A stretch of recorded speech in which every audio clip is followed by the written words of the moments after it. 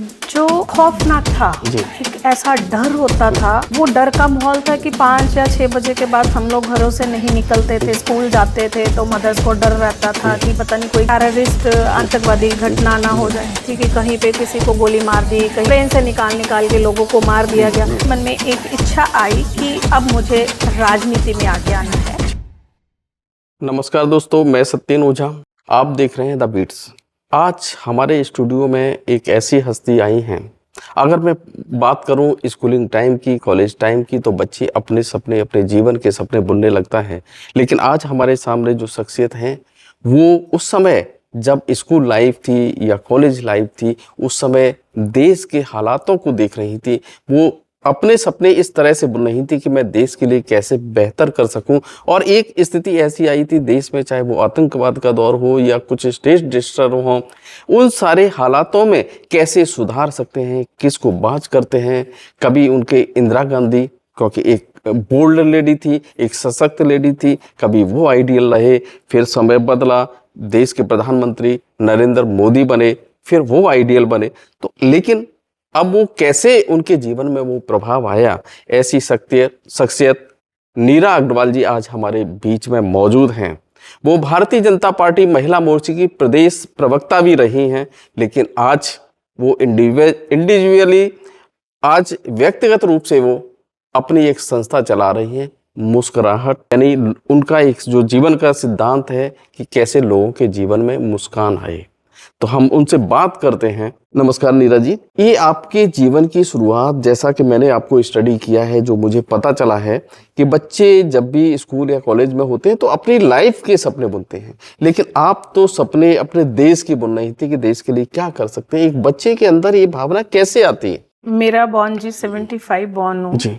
और जैसे मैंने होश संभाला तो वो दौर पंजाब का एक ऐसा दौर था जो खौफनाक था जी। एक ऐसा डर होता था, वो डर का माहौल था कि 5 या 6 बजे के बाद हम लोग घरों से नहीं निकलते थे, स्कूल जाते थे तो मदर्स को डर रहता था कि पता नहीं कोई टेररिस्ट आतंकवादी घटना ना हो जाए। तो उस समय खबरें ही, चाहे रेडियोज होते थे या टीवी होते थे, उन पे खबरें हर टाइम यही खबरें चलती थी कि कहीं पे किसी को गोली मार दी, कहीं बस में आग लगा दी, ट्रेन से निकाल के लोगों को मार दिया गया। तो वो बचपन जो एक अच्छा एनवायरनमेंट चाहिए होता है, हाँ। तो वो बचपन तो यही खबरें सुन वो तो एक दहशत का माहौल था, और वो बच्चों को कहीं ना कहीं डिप्रेशन में ला देता है, डिप्रेशन में ला लेता है। और जब 84 था तो आप देखिए कि मेरी एज कितनी होगी, 9 इयर्स ओल्ड, है ना। उस समय कर्फ्यूज लगे, 1-1.5 महीना पूरा सब मार्केट वार्केट बंद हो गई। तो वो ऐसे लगता था कहाँ तो बच्चे को एक खुला इन्वायरमेंट मिले, वो हंसे खेले, उसको वो चीज़। तो जब मैंने PM मोदी अभी बने, उन्होंने कश्मीर की सारा धारा 370 हटाई है और कश्मीर के हालात दिखाए, तब भी मुझे वो सन 84 याद आया कि हमारे पंजाब में हमारा बचपन और इवन की मेरा कॉलेज टाइम जी। तो वो क्योंकि मेरी 95 में डिग्री मेरी कंप्लीट हुई है, तो हमने तो वो सारा दौर ही उस माहौल में गुजारा है। और सबसे ज्यादा मैंने देखा जब इंदिरा गांधी जी को गोली लगी, तो मैं 5th क्लास में थी, हमारा मैथ का पीरियड चल रहा था। तो वो एकदम से स्कूल में जैसे खबर आई तो सभी बच्चों के अंदर एक डर पैदा हो गया कि ये क्या हो गया, प्रधानमंत्री जी को गोली लगी। और मैं तो उनकी बहुत बड़ी फैन रही हूँ, उनकी हर एक स्पीच सुनती थी मैं उस समय। क्या अच्छा लगता था उनके अंदर आपको? सबसे पहले तो इंदिरा गांधी एक लेडी हैं, बीइंग अ लेडी, मुझे उनकी पर्सनालिटी अच्छी लगती। वो जब बोलती थी तो लोग उनको सुनते थे, और उनका एक एक शब्द, उनकी जो भाषा थी उसमें एक बोल्डनेस थी।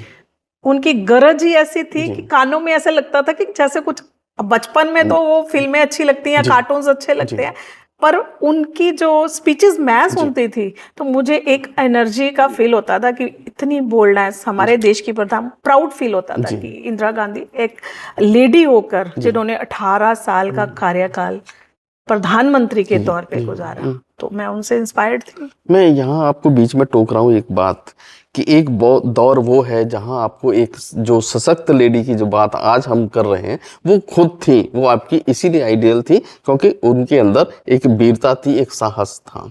और आज हम जितना ज़्यादा महिला सशक्तिकरण की बात करते हैं तो मैं देखता हूँ नगर निगम में कि महिला चुनकर जाती है और उनके पति काम करते हैं, मालाएं पति पहनते हैं, पार्षद महिलाएं होती हैं। मतलब वो एक महिलाओं की स्थिति, जिस दौर में महिला सशक्तिकरण की बात हो रही है उस दौर में महिलाएं तो रबर स्टाम्प बन के रह गई हैं। तो ये कैसे दोनों स्थितियों को आप कंपाइल करती हैं? वैसे तो जो आज का दौर है, आज लड़कियां देखिए आप लड़कों से आगे जा रही हैं, स्टडी वाइज ले लीजिए, करियर वाइज ले लीजिए, डॉक्टर्स हैं, इंजीनियर्स हैं, साइंटिस्ट, एवन मेरी खुद की बेटी पीएयू से एमएससी गोल्ड मेडलिस्ट स्कॉलरशिप पे पीएचडी करने ऑस्ट्रेलिया गई हुई है। तो मुझे बड़ा प्राउड फील होता है। मैं ये कहती हूँ कि जो बात आप कह रहे हो कि हाँ पार्षद खड़ी होती हैं, उनके हस्बैंड काम करते हैं, पहली बात तो मैं ये कहूंगी कि अगर आप नहीं करना चाहते तो आप खड़े भी मत होइए। अगर आप करना चाहते हैं तो डेडिकेशन से आप आगे आइए, खुद पे बिलीव करिए। सबसे अच्छी मैनेजर कौन है? लेडीज है, जो घर को संभालती हैं, बच्चों को संभालती हैं, सारी रिश्तेदारी में परिवार को संभालती हैं। देखिए सामाजिक तौर पे भी जितने कार्यक्रम आप देखेंगे, धार्मिक कार्यक्रम देखेंगे, आपको सबसे ज्यादा वहां लेडीज आगे नजर आएंगी। तो फिर ये सारी जो चीजें हैं लेडीज को समझना चाहिए, हम वो पावर हैं, हम वो शक्ति हैं, आदि शक्ति हैं। प्रभु श्री राम ने सीता जी को आगे किया, सीता राम राधे श्याम। तो ये आप खड़े मत हो, मैं यही कहूंगी, सुजेशन दूंगी कि अगर आप नहीं मैनेज कर सकते तो आप खड़े मत होइए। अगर आप खड़े हुए हैं तो कमान संभालिए। ये तो अगर मैं बात करूं, आपने एक अच्छी बात कही, तो इसके बीच में ही केवल महिला शक्ति का प्रतीक ही नहीं है। मैं जिस नज़र से महिलाओं को देखता हूं वो एक कुशल प्रबंधक भी है। एक घर का, एक किचन का मैनेजमेंट किस तरह संभालती है। दुनिया की सारी चीज़ें खत्म हो जाएंगी लेकिन किचन में कभी ऐसा नहीं हुआ होगा कि आटा खत्म हो गया, कोई मसाला खत्म हो गया। ये महिलाओं के मैनेजमेंट का ही कौशल है, चाहे वो पढ़ी हो या अनपढ़ लेडी हो। मतलब एक हफ्ते पहले से ही वो घर में कहना शुरू कर देती है कि आज ये खत्म हो गया, वो खत्म हो गया, ताकि कभी खत्म ना हो। तो नेचुरली एक अच्छा मैनेजमेंट है। तो उस दौर में भी अगर मैं आपकी ही बात करूं, आपने भारतीय जनता पार्टी में महिला मोर्चा की प्रदेश प्रवक्ता बनी और आज जो मुझे पता चला है कि निचले स्तर पर जो खींचतान थी उसकी शिकार आप हुई। आमतौर पर तो जब किसी का पद छिन जाता है, पद नहीं मिलता है, तो एक लड़ाई लड़ना शुरू कर देते हैं। लेकिन आप, जैसा कि भाजपा का एक अनुशासन होता है, उस अनुशासन में रहते हुए आपको लगा कि अगर ये पार्टी में पद नहीं है, आज कल था तो आपने काम किया, नहीं है तो अपना सामाजिक संस्था बनाकर, एक मुस्कुराहट, एक पहल बनाकर आपने काम किया। मतलब वो एक जो लड़ाई है एक कार्यकर्ता की कुछ अपने लिए, वो चीज़ कहीं ना दिखी। ये आप किस रूप में उसे पाती हैं? जो मुझे पता है मैंने आपको बताया। देखिए मेरे को जब थोड़ा सा ये लगा कि जो मैं करने के लिए आई थी, मैं मोदी जी की बहुत बड़ी फैन हो गई थी जब वो सीएम थे गुजरात के। ये नहीं है कि वो प्राइम मिनिस्टर बने, जब से वो गुजरात के सीएम थे तब से मैं उनकी फैन बन गई। तो जब वो प्राइम मिनिस्टर बन के आए तो मेरे मन में एक इच्छा आई कि अब मुझे राजनीति में आगे आना है। कारण क्या था कि राजनीति में एक ऐसी पार्टी में आगे आना चाहती थी जो साफ सुथरी हो, जिसकी भावनाएं अच्छी हो, जिसकी नीतियां अच्छी हो, जहां पे लेडीज खुद को सेफ फील करें। आप समझ रहे हो मेरी बात को? तो मैं उस दौर में आगे आई तो मुझे चांस मिला। मेरी एक लाइव बजट की बाइट चली थी जिससे मुझे पंजाब प्रवक्ता का ओहदा मिला। तो राजनीति है, ठीक है, जिसकी जितनी समझ है उसने उस हिसाब से काम किया। पर मेरा मकसद बड़ा था, मेरी सोच बड़ी थी, मैं कुछ और सोच के आई थी। तो मैंने अपनी संस्था खड़ी की, फिर भी मुझे सेटिस्फेक्शन नहीं हुई। जो बातें मैं लोगों तक पहुंचाना चाहती थी, जो मुद्दे लोगों तक पहुंचाना चाहती थी, वो मैंने फिर अपना एक talk with Neera Agarwal channel बनाया, जिसके थ्रू मैंने अपनी आवाज़ को लोगों तक पहुंचाना शुरू किया। सामाजिक सेवा के लिए, धार्मिक सेवा के लिए, राष्ट्र की सेवा के लिए मैंने संस्था बनाई और अपनी आवाज़ आगे पहुंचाने के लिए मैंने अपना खुद का एक चैनल बनाया। अभी एक पॉइंट आपने बताया कि सेफ्टी, यानी नो डाउट कि हर महिला अपनी सेफ्टी सबसे पहले देखती हैं और राजनीति में जो हालात हैं उसमें तो सेफ्टी देखनी ही चाहिए। लेकिन आज का ये जो दौर मैं देख रहा हूँ कि जैसे आज आप भारतीय जनता पार्टी में आई या आप सामाजिक फील्ड में आई, तो ये समाज ने इसे स्वीकार किया और सामाजिक स्वीकार्यता भी आपकी थी। लेकिन आज जो राजनीति में ऐसी महिलाएं भी आ रही हैं जिनकी सामाजिक तौर पर स्वीकार्यता नहीं है और वो सबसे ज्यादा हाईलाइट हो रही हैं, तो इसे किस रूप में आप देखते हैं? देखिए, मैं तो ये कहती हूँ कि जो भी लेडीज आगे आ रही हैं उन सभी का मैं स्वागत करती हूँ। मैं ये कहती हूँ कि आप लोग आगे आ रहे हो, अच्छी बात है, आपको चांस मिल रहा है। जो पीछे था उसको छोड़ के आइए, जो आगे है उसको सुधारने की कोशिश कीजिए। मेरी ये राय है उन सभी लेडीज को कि आप जिस भी संस्था को, जिस भी पार्टी को रिप्रेजेंट कर रहे हैं, आप उनकी नीतियों और रीतियों को अपनाइए। जो पीछे था उसको छोड़ दीजिए और आगे जो है उसको अपनाएंगे तो आपकी भी जिंदगी का सुधार हो जाएगा। क्या पता बहती गंगा में नहाकर आपके पाप भी धुल जाए। नहीं, लेकिन यहाँ तो बात ही अलग है कि जिसकी सामाजिक स्वीकार्यता भी थी और ये एक राजनीति में भी आपने एक अपनी अलग पहचान बनाई कि मतलब किसी पुरुष के सहारे, चाहे वो भले ही वो पति हो, पति घर में है, लेकिन पॉलिटिक्स में आई है तो अपने दम पर आई है। लेकिन यहाँ तो जो स्थिति बन रही है, जिन महिलाओं की राजनीतिक क्षेत्र में तो स्वीकार्यता है लेकिन सामाजिक क्षेत्र में नहीं है, वो ज्यादा हाईलाइट हो रही है और आपके कदम पीछे खींच लिए गए, जबकि पार्टी को उसका फायदा कहीं ना कहीं होना था। देखिए, वो तो पार्टी के जो सीनियरिटीज बैठी हैं वो तो उनको सोचना चाहिए कि उनको अपना फेस कैसा रिप्रेजेंट करना है। मुझे लगा कि कुछ ठीक नहीं है तो मैंने अपने आप को बैक किया, अपनी संस्था को आगे प्रमोट किया, जबकि मेरी संस्था को भी कहीं ना कहीं नुकसान नीचे लाने की कोशिश की गई। फिर उसके बाद मैंने अपना चैनल बनाया, अपने सोर्सेस इकट्ठे किए। ये पहले बात का आपको क्वेश्चन देना चाहूंगी कि आप बात कर रहे हो मेरे हस्बैंड की, तो बैक स्पोर्ट पे देखो, फैमिली की स्पोर्ट हमेशा आप नहीं बढ़ सकते। लेकिन ये नहीं है ना कि मेरा मकसद है तो मैं उनको उनके बिजनेस से डिस्टर्ब करूं।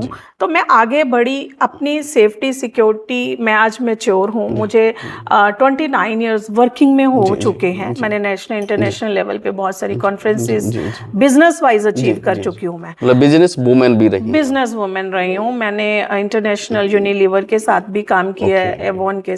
तो कहने का मतलब, अभी मेरे को 3-4 साल से ये फील हुआ था कि मेरी फैमिली बैकग्राउंड सेट है, मेरे बच्चे सेट है, हस्बैंड का बिजनेस, तो मैं अपने सोर्सेज के बिहाफ पे आगे आई। मैं आपको ये फ्रैंकली बोलूंगी, मेरा कोई लालच नहीं था कि मुझे कुर्सी मिले, मेरा कोई लालच नहीं था कि मुझे कोई पर्सनल बेनिफिट लेना है। लालच सिर्फ एक ही था कि जो हमारे पंजाब के आज हालात है, देश तो चलो प्रधानमंत्री जी संभाल रहे हैं, पर मैं जिस सूबे में रह रही हूँ पंजाब में, मेरा मकसद था कि उसमें कुछ चीजें ऐसी हैं जो होनी चाहिए। जैसे कि डेवलपमेंट के नाम पे यहाँ पे इंडस्ट्री नहीं है, तो यहाँ का यूथ बाहर जा रहा था। मुझे वो बहुत दुखदाई लगता था जब मैं ये देखती थी कि 35-35 40-40 मरले की कोठियों में बुजुर्ग अकेले रह रहे हैं। और कई बार इतना उनके साथ मिसहैप हो जाता था, मेरे अपने नेबर्स में हुआ कि 2 दिन वो अंदर डेड पड़े रहे। तो जब वो वॉक करने वाली लेडीज ने देखा कि अभी 2 दिन से बाहर नहीं, तो ये चीजें मुझे दुख देती थी कि यूथ बाहर क्यों जा रहा है। फिर मैंने जब उसको समझा, देखा कि हाँ, एक तो स्टडी के नाम पे कोई डेवलपमेंट नहीं हो रही थी, इंडस्ट्री के नाम पे कोई डेवलपमेंट। सबसे पहले तो मैं यूथ को आगे रखती हूँ। बच्चे जब छोड़ के जाते हैं ना जी 10th और 12th के बाद, तो माँ बाप भी रोते हैं और बच्चे अनमेच्योर होते हैं। उनका वो पीरियड ऐसा होता है जब उनको माँ की सबसे ज्यादा जरूरत होती है। तो वो चीज मुझे बहुत दुखदाई देती थी कि लेकिन जो हमारी कल्चर बनती जा रही है पंजाब की खासकर, तो उनका तो यही है कि अब मतलब ये कि जो फैमिली कंबाइंड फैमिली थी, अब तो सिचुएशन ये हो गई, हस्बैंड वाइफ अपने आप को संपूर्ण फैमिली मानने लगे हैं। तो बच्चों को जो संस्कार दादा दादी से मिलने थे वो भी नहीं मिल पा रहे हैं। तो इस हालत को कैसे आप सुधार पाएंगे? मैं सबसे पहले तो यही कहती हूँ कि ज्वाइंट फैमिली बहुत अच्छी होती थी। मेरे को याद है कि जब मेरी बेटी हुई तो हम ज्वाइंट फैमिली में थे, काफ़ी लोग थे, मेरे दादा सौरा दादी सभी लोग थे। तो वो कैसे उसकी परवरिश हो गई मुझे नहीं याद है, लेकिन जब मेरा बेटा हुआ तो मुझे काफ़ी प्रॉब्लम्स आई। तो ये अच्छा है कि जो ज्वाइंट फैमिलीज हैं होनी चाहिए। हमारे संस्कार हैं, होनी चाहिए। पर जो पंजाब का माहौल है, सबसे चिंताजनक विषय ये है कि हमारा यूथ बाहर जा रहा है और बाहर जाके वो अकेला है। सबसे ज्यादा वहाँ क्या है, उनको मेंटली डिप्रेशन की प्रॉब्लम है। ये चीजें हम क्यों नहीं समझ रहे। मेरा जो मेन इशू था, मुद्दा था, वहाँ जाके 25-25, 24-24 साल के बच्चों को हार्ट अटैक की प्रॉब्लम आ रही है। आपने सुना होगा, बहुत केस हो रहे हैं। और मैंने बड़ी वीडियोस देखी हैं, हमारे बड़े पत्रकार भाई वहाँ पे दिखाते रहते हैं, जो वो टेंट लगा के स्टूडेंट्स वहाँ पे जिनको नहीं मिलता। तो ये चीज़ें पंजाब की जो मैं चाहती थी कि एक कन्वर्जन है जो बहुत ही हाई लेवल पे पंजाब में हो रही थी, तो मैं उसको बंद करवाना चाहती थी कि परमात्मा ने हमें जहाँ जन्म दिया है, जिस भी धर्म में जन्म दिया है, हमें उसी को मानना है जी। तो प्रभु का वो चीजें जो बच्चों को दिशा निर्देश गलत मिल रहा था, यूथ को गलत मिल रहा था, मैं चाहती थी कि मैं उनको दिशा निर्देश दूं। और मुझे लगा प्रधानमंत्री मोदी जी ग्राउंड लेवल से, क्योंकि आज तक किसी ने शौचालय के बारे में नहीं सोचा था। बहुत छोटी चीज है, लेकिन बहुत छोटी बड़े लेवल पर है, लेकिन सारी हाइजीनिक ही वहीं से शुरू होती थी। तो मैंने उस चीज से उनकी फैन बनी जब उन्होंने शौचालय वाला प्रोजेक्ट लेके आए। और ऑपोजिशन ने उनपे बहुत सारे सवाल उठाए कि एक प्रधानमंत्री, इतने बड़े बड़े देश में इशू है और ये शौचालय के पीछे भाग रहे हैं। और वो ही छोटी छोटी चीजें आज देश के लिए एक तरक्की का साधन बनी है। देश हमारा तरक्की कर रहा है ग्राउंड से। जो हमारी बीजेपी की नीति थी, जो हमारे गुरुजी चाहते थे, जो हमारे दीनदयाल उपाध्याय जी की नीतियां थी, ग्राउंड से, नीचे से आप स्टार्ट करिए। जब हम नीचे से लोगों को ऊपर लेके जाएंगे तो नेचुरली हम लोग तरक्की की तरफ जाएंगे। जो बड़े हैं, जिनके पास बहुत कुछ है, वो तो है ही है।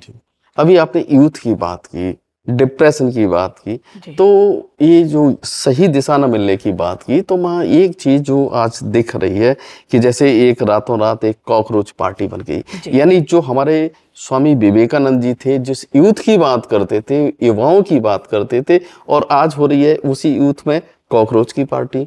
जैन जी की बातें हो रही हैं।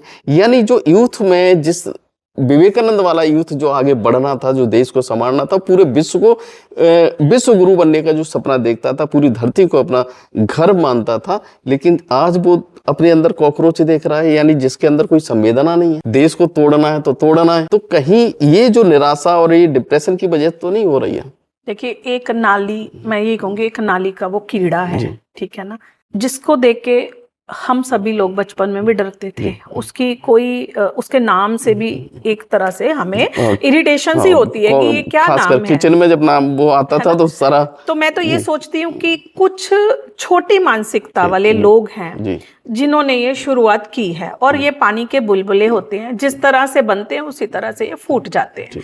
बाकी रही यूथ की बात, स्वामी विवेकानंद जी की बात, जो स्वामी विवेकानंद जी के आदर्श हैं, मैं आज आपसे निवेदन करती हूँ कि आप आइए मेरे साथ, मैं आपके साथ चलूंगी। और स्वामी विवेकानंद जी की जो भी नीतियां थी, क्योंकि वो यूथ के सबसे बड़े रिप्रेजेंटेटिव नेता थे, जिन्होंने कहा था कि तुम आगे बढ़ो, तब तक बढ़ो जब तक की मंजिल तुम्हें हासिल ना हो जाए। तो उनकी जो नीतियां थी वो तो आज भी किसी के पास नहीं है। तो मैं उनको रिप्रेजेंट करने के लिए आपके साथ चलने को तैयार हूँ। बिल्कुल वही तो ना, कि आज यूथ एक अलग ही दिशा में जा रहा है, और जो काम देश के युवाओं को करना था, आज वो देश के युवा भ्रमित हो रहे हैं। और एक अकेले जब बात करते हैं, चूंकि आप प्रधानमंत्री नरेंद्र मोदी जी की बात की, तो आज हर जगह हर पार्टियां उन पर कीचड़ उछाल रही है, बहुत सारी बातें कर रही हैं। पर एक चीज मैंने देखा है कि रात को 12 बजे देश का प्रधानमंत्री जागता है और उस यूथ को। तो मैडम, अब हम चलते हैं रैपिड फायर की ओर से। आपको यस और नो में जवाब दिया है। जिस तरह से अभी आपको प्रदेश प्रवक्ता थी और आज कुछ भी नहीं है, क्या इसी तरह की उपेक्षा रहे तब भी आप भाजपा में काम करेंगे? एक मिनट में पूछ सकती हूँ? मैं प्रश्न नहीं समझी कि इसी तरह की उपेक्षा मतलब कुर्सी चाहिए कि नहीं चाहिए? हाँ, यस।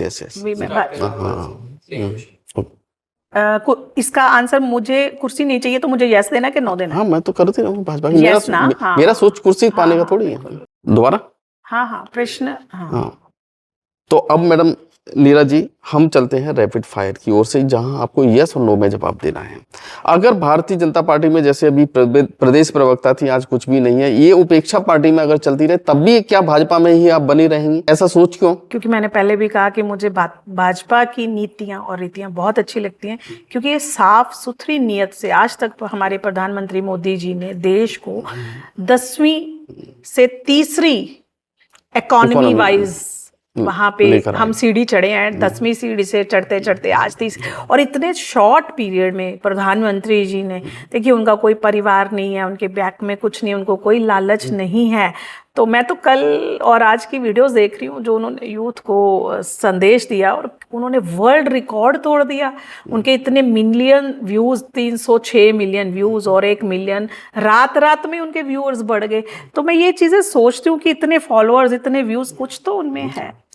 क्या आपको, आपके मन में मोगा भाजपा से विधायक बनना है? अगर पार्टी की चाहेगी तो, अदरवाइज ऐसा कुछ नहीं है कि हम सेवा भाव से आए हैं। हमने बचपन से ही, क्योंकि मैं तीसरी पीढ़ी, मतलब मौका मिला, भाजपा ने दिया तो बनेंगे? जरूर करेंगे जी, क्योंकि राजनीति कोई आसान काम नहीं है।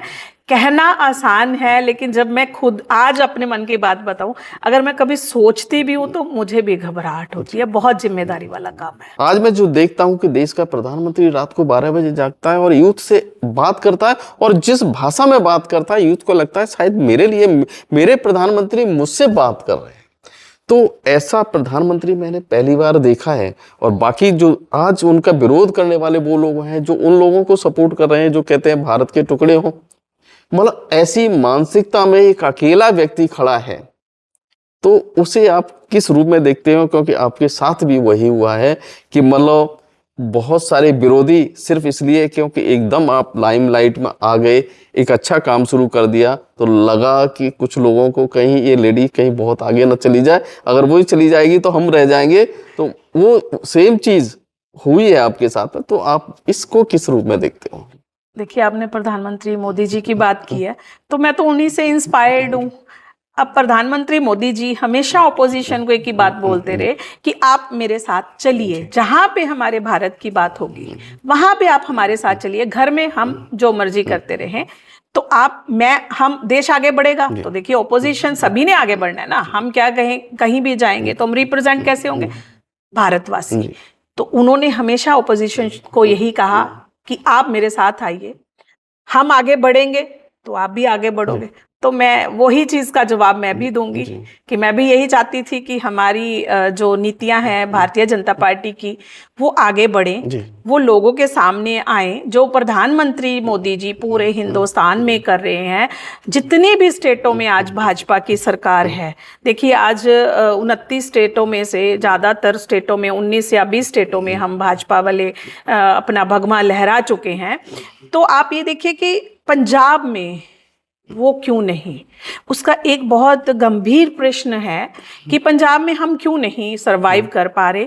उसका जो मुझे कारण लगता है कि हम भाजपा वाले पंजाब में सरवाइव क्यों नहीं, हमारे जो अंदर की आपसी कला है उसकी वजह से। मैं हमेशा सभी को यही कहती हूँ कि अगर मुझ में कोई टैलेंट है या मुझ में कोई गुण है तो आप उसको यूटिलाइज कीजिए। नहीं, अगर आपने यूटिलाइज की बात की तो फिर मैं वही आता जाता हूँ कि मतलब ऐसा तो नहीं है कि लीडरशिप आज अपने आप को इतना कमजोर समझने लगता है कि कोई कार्यकर्ता आगे बढ़ रहा है तो उन्हें ऐसा लगता है कि कहीं मेरा कद ना छिन जाए।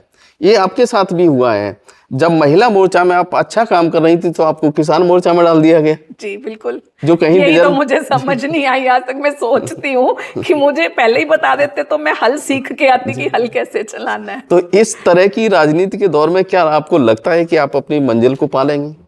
बिल्कुल जी, मैं तो ना रुकी हूँ और ना ही कभी रुकूंगी, क्योंकि मुझे जिस मकसद को आगे, मुझे अपने पंजाब को आगे लेके जाना है। आज देखिए आप, अमित शाह जी आए हैं, फिर उसके बाद नितिन नबीन जी आए हैं, फिर मोदी जी भी होके गए हैं।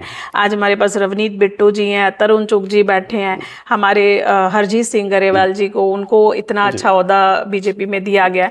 तो मैं ये सिर्फ ग्राउंड लेवल पे मैं सभी भाजपा के कार्यकर्ताओं को, वैसे तो मैं बहुत छोटी हूँ, लेकिन एक सुजेशन देना चाहती हूँ कि आप सब लोग आए, जितने भी भाजपा के कार्यकर्ता हैं, क्योंकि मैंने अपने मोगा जिले का छोटा सा डाटा कलेक्ट किया था कि अगर हमारे सिर्फ मोगा डिस्ट्रिक्ट, पूरा डिस्ट्रिक्ट, जितने भी विलेजेस सब डाल के अगर हमारे कार्यकर्ता को हम डेजिग्नेशन देते हैं तो कम से कम 1 से 1.5 लाख के करीब तो डेजिग्नेशंस ही पेंडिंग पड़ी हैं जो हम अपने कार्यकर्ता को दे सकते हैं।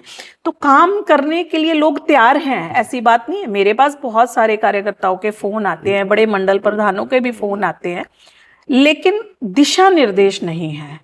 मैं उस चीज से चिंतित हूं कि जिस पार्टी की नीतियों को देखकर, साफ सुथरी छवि को देखकर मैं भाजपा में आई थी, मैं वो चीज यहाँ पे कर नहीं पा रही, नहीं कर पा रही। ये मुझे अफसोस है, पर मैं हटूंगी नहीं। मैंने सोर्सेज अलग कर लिए, पर मकसद आज भी मेरा सूबे को आगे लेके जाने का है।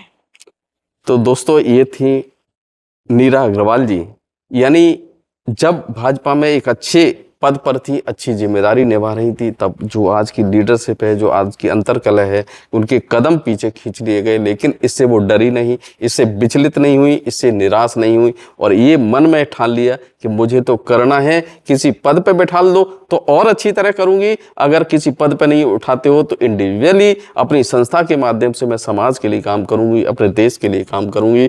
हमने आज उनसे बड़ी बेबाकी से उन्होंने जवाब दिए। फिर हम किसी और मुद्दे पर उनसे बात करेंगे। तब तक के लिए नमस्कार। और भाजपा के लिए आज एक बड़ा संदेश है कि भाजपा के जो संस्कार हैं, भाजपा के जो विचार हैं, वो किसी पद के विचार नहीं है कि आपसे एक पद छीन लिया गया तो आप निराश होकर घर बैठ जाओ। अगर ये सोच है आपका तो डेफिनेट मैं दावा कर सकता हूं पंजाब में भाजपा नहीं आएगी। लेकिन ये सोच लिया कि मुझे तो करना है, देश के लिए काम करना है, पार्टी के लिए काम करना है, तो निश्चित रूप से अगर ये सोच हर कार्यकर्ता ने बना लिया तो निश्चित रूप से भाजपा को पंजाब में आने से कोई रोक नहीं सकता है। तो देखते रहिए द बीट्स। फिर हम किसी और हस्ती को लेकर आएंगे। तब तक के लिए नमस्कार।